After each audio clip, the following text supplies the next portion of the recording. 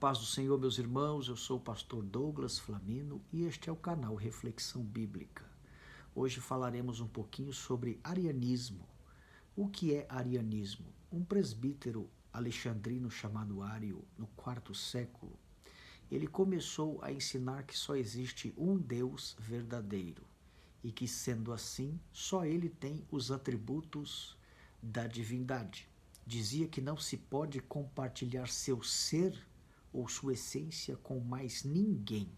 E se ele fizesse isso, ele seria divisível ou estaria sujeito a mudanças. Essa era a crença de Ário sobre a pessoa de Deus. Mas quem era Jesus segundo Ário? Jesus para Ário era um ser criado. Ele foi criado pelo Pai. Ele, segundo Ário, foi uma das criações mais perfeitas que Deus fez. Então, Ário tinha uma visão de que existia apenas um único Deus, mas que Jesus era uma criatura deste Deus. Foi a mais brilhante criatura feita pelo Criador. Esta heresia de Ário foi condenada no Concílio de Nicéia, em 325, e posteriormente em concílios subsequentes. Hoje temos religiões que creem, que defendem esta heresia, e até irmãos que, diante de textos que aparentemente possam apresentar uma certa inferioridade de Jesus para com o Pai, estes irmãos, fazendo mau uso de certa e correta interpretação bíblica, chegam a dizer que Jesus é inferior ao Pai. Mas nós vamos apresentar aqui alguns textos da Palavra de Deus, mostrando que, aparentemente, o versículo pode até indicar certa inferioridade de Jesus para com o Pai. Todavia, a verdadeira hermenêutica bíblica nos ensina a interpretar corretamente o texto sagrado. E o primeiro texto que eu gostaria de mostrar aos senhores é o texto de João 14, 28, onde o evangelista diz: o Pai é maior que eu. Utilizando todas as regras de hermenêutica de forma sadia e honesta para com as Escrituras, nós entendemos que o escritor estava sim querendo dizer que Jesus era inferior ao Pai, mas não com relação à sua natureza, mas sim com relação à sua posição. Então Jesus era inferior ao Pai, mas com relação à sua posição, porque ele era terreno, ele se fez carne, habitou entre nós. Ele era inferior com relação à sua posição diante do Pai, mas não com relação à sua natureza. Ele era um com o Pai. Então, esse texto, ele pode ser entendido à luz de outros, também textos, apresentados pelo mesmo João no seu próprio Evangelho. Como poderemos ver em João capítulo 1, versículo 1, no princípio era o Verbo estava com Deus e o Verbo era Deus. Ora, este versículo nos mostra que Jesus é Deus. Ele estava no princípio, na criação de todas as coisas. Como outro texto em João capítulo 10, versículo 30, onde diz: eu e o Pai somos um. A expressão somos indica distinção de pessoas, mas a expressão um indica que ele era o mesmo com o Pai. Em outras palavras, Jesus é Deus. Então, como interpretamos João 14, 28, à luz de outros textos no próprio Evangelho de João? Utilizamos todos esses textos e tentamos fazer uma interpretação séria e honesta das Escrituras, utilizando uma das principais regras de hermenêutica, que diz que não podemos interpretar um versículo de forma isolada. Então, como entender João 14, 28, quando diz o Pai é maior que eu? Nós entendemos desta forma: Jesus era de fato inferior ao Pai, mas com relação à sua posição e não com relação à sua natureza. Nós temos um outro texto que é Paulo, quando escreve aos Colossenses, capítulo 1, versículo 15, ele usa a expressão dizendo que Jesus é o primogênito de toda a criação. Essa frase é interessante analisarmos no português, pois no português nós vamos saber diferenciá-la e depois utilizá-la na interpretação da própria Escritura. Vejamos como outras frases semelhantes a estas ficariam no português.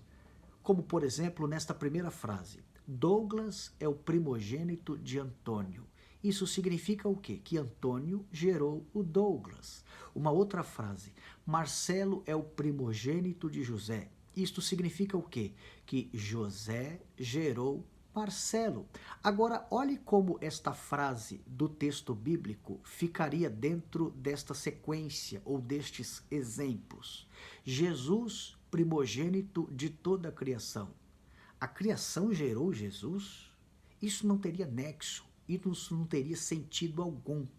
Então, como interpretar esse primogênito de toda a criação? Esse primogênito de toda a criação pode ser entendido quando olhamos para o versículo de número 18. A palavra primogênito, no grego, é prototokos, e esta mesma palavra, já no hebraico, é bekor.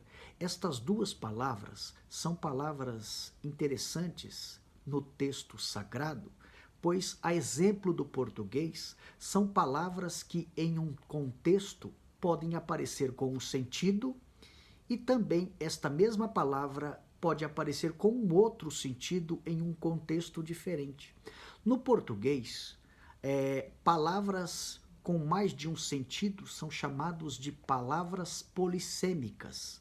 O que são palavras polissêmicas? São palavras que aparecem em um texto com um significado, mas podem aparecer em um outro texto com um outro sentido, com um outro significado.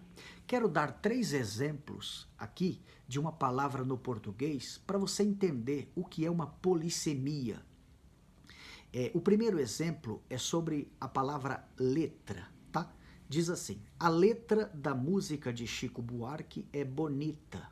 Olha que essa expressão letra, dentro desse contexto, significa esta questão. Agora, o segundo exemplo, a letra daquele aluno é inteligível. Olha como muda o sentido em um outro contexto. E um terceiro exemplo diz, meu nome começa com a letra D. Então, temos um terceiro exemplo diante de um contexto completamente diferente, onde aparecem a mesma palavra diante de 3 contextos distintos, com significados totalmente diferentes um do outro. Então, assim como no português temos a palavra polissêmica, uma palavra que tem vários sentidos dependendo do texto onde ela aparece, essa palavra primogênito também aparece com sentidos diferentes na Bíblia Sagrada. A palavra primogênito na Bíblia, ela pode aparecer com o sentido de o primeiro de uma série, ou pode aparecer com o sentido de primazia, o mais elevado, o mais destacado dentre os demais. Nós temos um exemplo claro disso, que é o Salmo 89, versículo 27. Davi é chamado de primogênito dos reis. Essa palavra primogênito, neste Salmo 89, tem o sentido de primazia, de o mais destacado, de o mais elevado. Porque se não fosse assim, não teríamos como interpretar o Salmo 89, versículo 27, dizendo que a palavra primogênito quer dizer o primeiro de uma série. Se assim fosse, teríamos problemas, como por exemplo, como é que Davi é chamado de primogênito dos reis, se ele não foi o primeiro rei constituído? O primeiro foi Saul. Se essa palavra primogênito quer dizer sempre o primeiro de uma série, e utilizarmos esta palavra para Davi com relação à filiação, Davi também não foi o primeiro filho de Jessé. O primeiro filho de Jessé foi Eliabe. Então a palavra primogênito no Salmo 89 tem o sentido de primazia, de o mais elevado, o mais destacado. Outro sim poderemos utilizar aqui, Jeremias 31:9, onde Efraim aparece como sendo também chamado de primogênito. Ora, a palavra primogênito nem sempre tem o sentido de primeiro de uma série. Às vezes aparece como o mais destacado, o mais elevado. Se a palavra primogênito quer dizer sempre o primeiro de uma série, teríamos problemas com Jeremias 31:9, onde Efraim aparece como sendo primogênito. E Efraim não foi o primeiro filho de José, Efraim foi o segundo. Manassés foi o primeiro filho de José. Então, Colossenses capítulo 1, versículo 18, quando diz que Jesus é o primogênito dos mortos, o escritor está querendo dizer que nele existe a primazia. Jesus é o primeiro, é o mais destacado, ele é o primaz. Dentre todos, ele foi o que mais se destacou. Todos os casos de ressurreições na Bíblia, as pessoas morreram, foram ressuscitadas e voltaram a morrer novamente. Jesus foi o único caso extraordinário e milagroso na Bíblia de alguém que morreu e ressuscitou para nunca mais morrer. Este é o sentido da palavra primogênito no Salmo 89, versículo 27, em Jeremias 31, versículo 9 e, por fim, em Colossenses capítulo 1, versículo 18. Deus abençoe a todos, em nome de Jesus.